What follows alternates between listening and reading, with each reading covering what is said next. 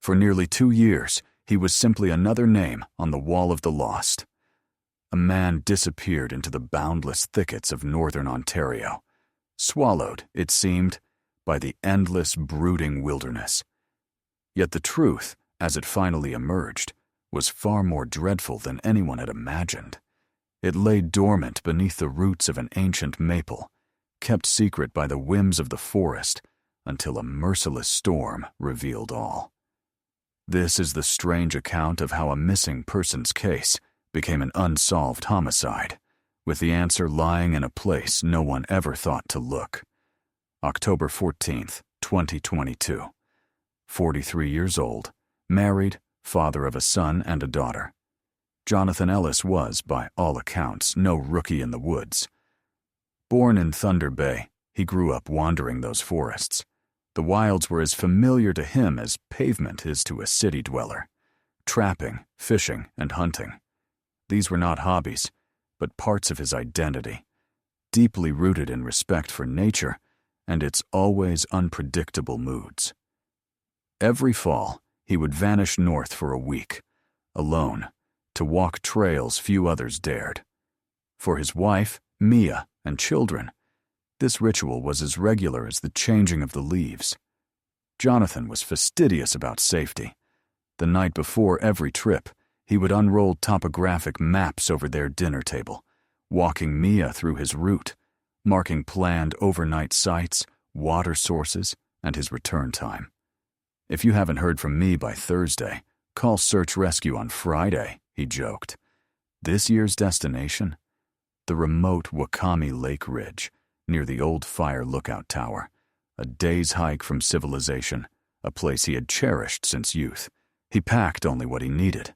A weathered pack with 5 days' supplies, his favorite double-barrel hunting shotgun, a Garmin GPS, and a battered notebook for sketches and thoughts.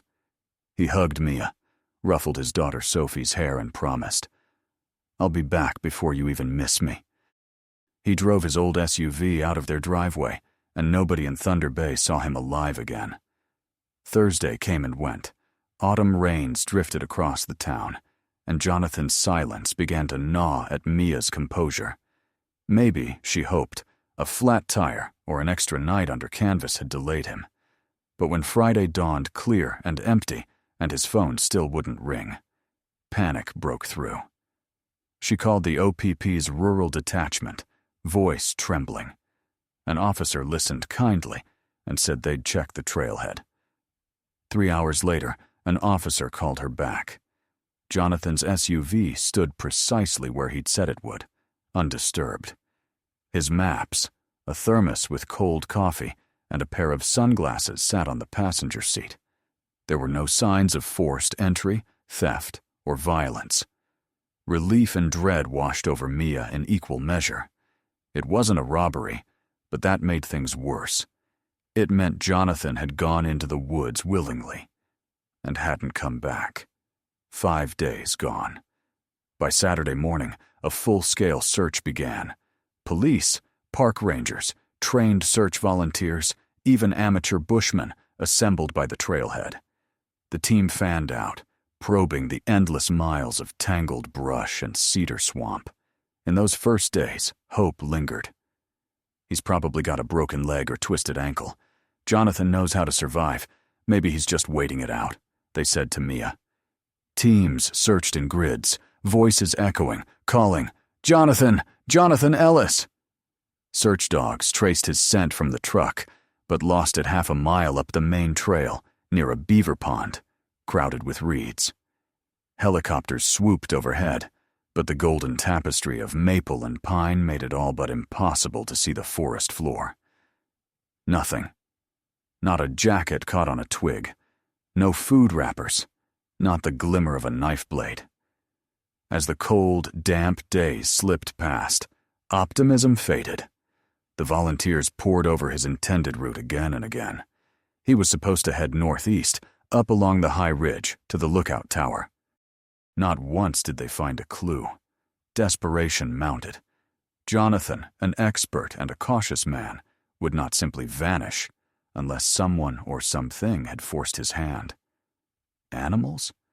There were wolves and black bears in the region, certainly. But any attack would have left signs. A torn pack, a bloody track, fur or feathers scattered at the scene. There was nothing. Mia watched the searchers return empty-handed each evening. Old trappers muttered stories of the land swallowing men whole, tales too old and dark for rational ears. But police focused on facts, and facts eluded them for nearly a month. Then, on the last day before resources would be pulled and the case quietly closed, a haggard volunteer found something. A patch of scorched earth, hidden in a low basin off any mapped trail, dark ash and charcoal under a thick crust of autumn leaves. Someone had camped here within 2 weeks. Nearby, half buried in the loam, the searcher saw gleaming brass, 2 spent shotgun shells matching the unique stamp of Jonathan's beloved firearm. At last, a sign. But with the relief came many questions. Why was Jonathan so far from his intended path? Had he gotten lost, or doubled back to avoid something or someone? If he had fired his shotgun, what for? No spent prey, no blood, no animal tracks. The area around the makeshift camp was searched down to the roots, but it yielded nothing further. No sign of a struggle, no equipment, just silence.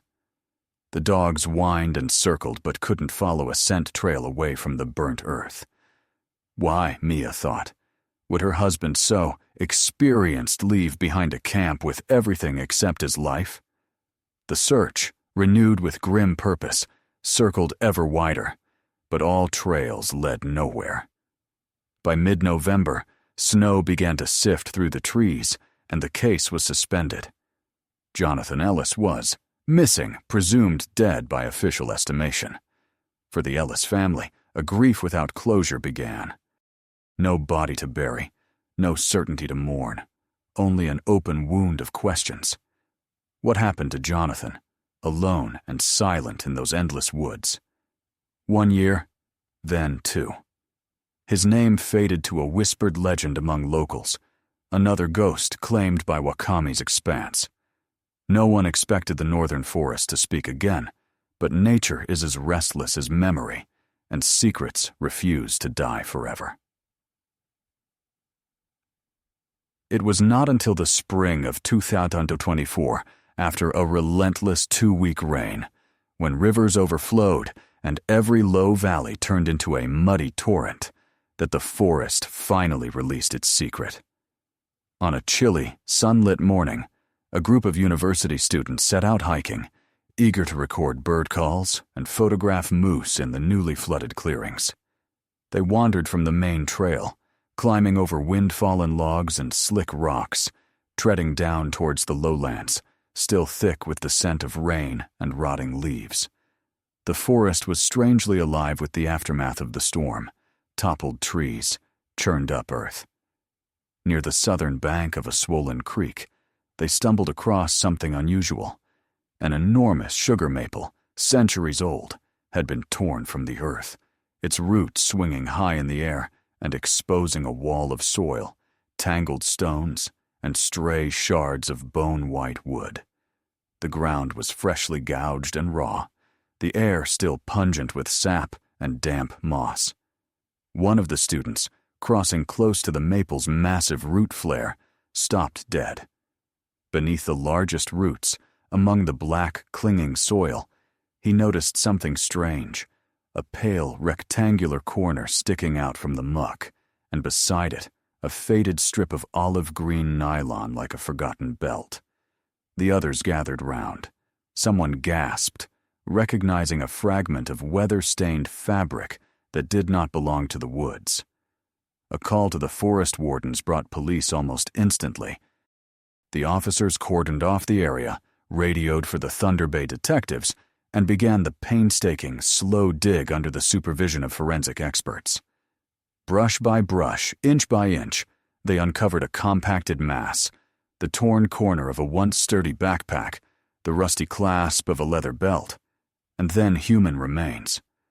A skeleton, twisted unnaturally onto its side, was pressed close beneath the sprawling web of the maple's roots, as if, long ago, the earth had quietly swallowed it whole. It was obvious to the detectives and the pathologist alike. This was not the outcome of accident or misadventure. The remains were in a forced, unnatural position, shrouded by small roots that had grown around bone and fabric over the years. As the team cleared away dirt from the skull, they paused. The parietal bone was crushed inward, a brutal depression that could only have been made by something heavy and blunt stone or steel, but not the subtle hand of time. Besides the body, they unearthed Jonathan's notebook, warped and swollen, but its front page, the handwriting unmistakable, still faintly legible. October 14th, 2022. Full moon tonight. Ridge wind rising. The forensic archaeologists worked for hours, knowing that the shifting root mass could easily destroy all evidence. During their excavation, one detective knelt by a root several feet away and noticed the tip of something glinting dully in the peat. He pulled gently. A hunting knife, its thick blade plunged deep into the wood, so buried it would have taken extraordinary force to drive it there. It was violent, intentional, a message or a symbol, and not something lost by mistake. By nightfall, remains and all items were boxed and sent to Toronto for analysis. Within a week, dental records confirmed the truth Jonathan's family already feared. The skeleton twisted, battered, and buried alive by the growing roots was Jonathan Ellis. The official verdict, not an accident, but murder. But why had Jonathan wandered so far from his marked trail? Who had reason to strike him down, and then take the immense trouble to hide the corpse so deliberately? Forensic techs scoured every centimeter of the preserved backpack and belt. Though the fabric was mostly ruined by water and mold, DNA analysis yielded a rare bit of luck. On the inner straps, shielded from the worst of the elements, there were several distinct skin cells that did not match Jonathan's. The lab built a full genetic profile, unconnected to family male, mid-30s. They ran it through Canada's crime database. Late on a Tuesday night, the result pinged. A match. The DNA belonged to Trevor Sweeney, a name that, in the back streets of Thunder Bay and among park authorities, inspired a quiet, tense resentment. 36 years old, Canadian-born, with a jagged record of minor assaults, illegal trapping, and a tendency to vanish into the wild for months at a time. Sweeney had always operated alone, drifting between abandoned hunting cabins and makeshift shelters deep in the provincial parks. Yet those who knew the forest knew him, the man who trespassed, trapped, even threatened rangers when cornered. He's a shadow in the firs. If something goes missing, check for his footprints, an old warden once muttered. Detectives scrambled to assemble Sweeney's history for the period around Jonathan's disappearance. They didn't have to dig for long. Just 1 week after the reported date, Sweeney had been issued a heavy fine in Killarney Provincial Park, several hundred kilometers southeast, caught, rifle in hand, with a sack of illegal pelts. It was the very week dozens had been combing Wakami's forests, searching for Jonathan Ellis.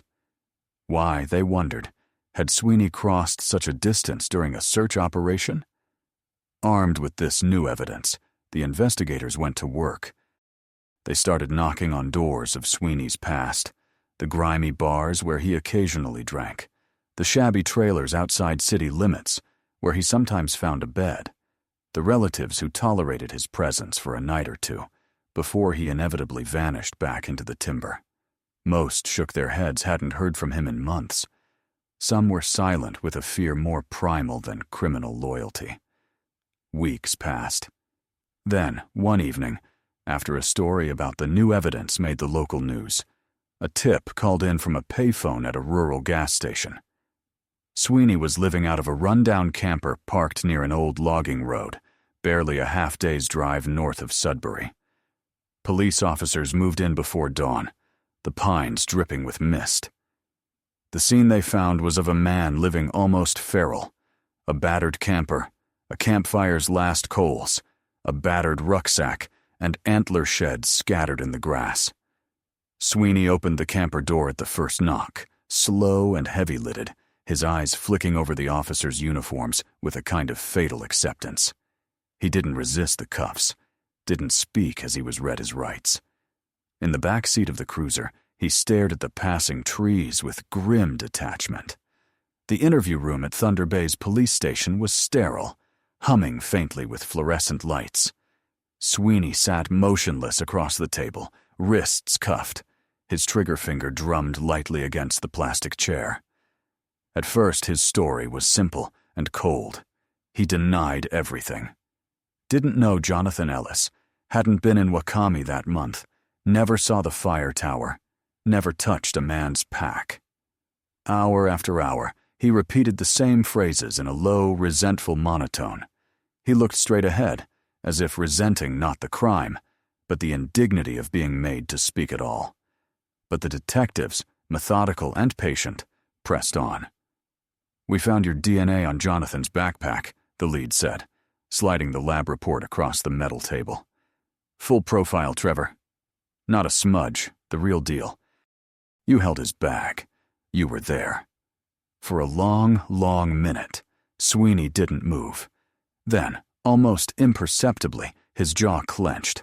He glanced at the report, then at the detective, and finally out the window at a sky full of pouring spring rain. The silence in the interrogation room grew thick as the rain outside turned from a drizzle to a heavy drum against the glass. Sweeney kept his gaze fixed on the streaming window, his breathing slow, his fingers twitching as if counting arguments in his head. The detectives waited, knowing that sometimes patience worked better than threats. Finally, he spoke, his voice dry and almost conversational, as if he were telling a story at a campfire, not confessing to a crime. "It wasn't meant to happen like that," he muttered. "He wouldn't leave it alone. Kept following me down the trail, asking questions, looking at my kit and my traps." Sweeney's story spilled out in fractured, grudging detail. He'd come to Wakami with one goal, to run his lines and fill a pack with furs before the deep freeze hit. He admitted he'd seen Jonathan Ellis, said the man had stumbled across him while he was setting traps near a gorge below the main ridge. Jonathan confronted him, demanded to see his papers, asked if he had licenses, said he would turn him in if he didn't pack up and leave. Sweeney described the moment. He had this straight-up, do-the-right-thing glare, Sweeney said. Wouldn't back down. Kept talking about how I was ruining things for the rest of them. The confrontation turned tense. Sweeney claimed Jonathan tried to grab his gear to pull away the rucksack, shouting that he'd call the Rangers himself. There was a push, then another. Sweeney said Ellis swung first. Or maybe he just reached. I don't know. But I lost it. In a surge of rage, Sweeney grabbed a heavy branch and struck Ellis across the head. Hard once, maybe twice. He just dropped. Didn't move. Blood everywhere. The details blurred after that. Sweeney confessed to dragging Jonathan's body off the path, further down to where roots from the giant maple had hollowed out a nook in the earth. He said he used his boot to dig it wider, shoving the backpack and belt in beside the body. Didn't want nobody to ever find him, he said flatly. The detectives pressed about the hunting knife. Sweeney hesitated, then spoke softly. He fought back. Got my own knife halfway out. I smashed it into the root so he wouldn't take it and use it on me. Left it there, forgot. Didn't matter anymore. As Sweeney spoke, his tone shifted, reluctance giving way to a weary self-preservation, painting himself as a man cornered, forced to act. I didn't go out looking to kill nobody. I just wanted to be left alone. He's the one who pushed it. But the testimony, alongside the forensic evidence, left little doubt. It was murder in the dark wild, and Sweeney had done everything possible to erase his victim's presence, and almost succeeded. He admitted, under mounting pressure, that after the killing, he hiked out by nightfall, ditched some of Jonathan's supplies by the lakeshore to leave a false trail, and traveled south immediately, using back roads and old logging paths to stay out of sight. "People don't look where the trees run thick," he said quietly. The confession, recorded in full, was enough for the prosecutor to bring a charge of second-degree murder. For the first time in years, Mia Ellis and her children were offered a piece of closure. The truth, raw and ugly, but a truth nonetheless. Yet justice, as often happens in the wilderness, proved elusive even in a courtroom. Sweeney awaited trial in the county detention center, his days a colorless blur interrupted only by the dull routine of meals and legal appointments.